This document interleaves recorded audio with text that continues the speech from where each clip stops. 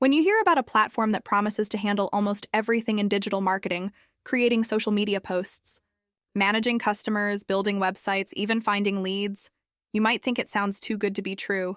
And that's exactly what caught our attention with LevAI.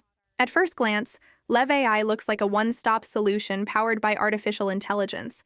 And the idea of having all these tools bundled together can feel like a dream for small businesses or freelancers who want to save time and money.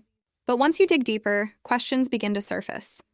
The ownership of LevAI isn't very clear, which immediately raises doubts about accountability and trust.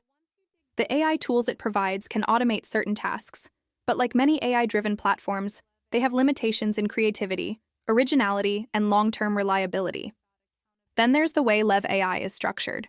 Many users have pointed out that it leans heavily toward an MLM-style setup, where recruitment and payment seem to play a bigger role than the actual product itself.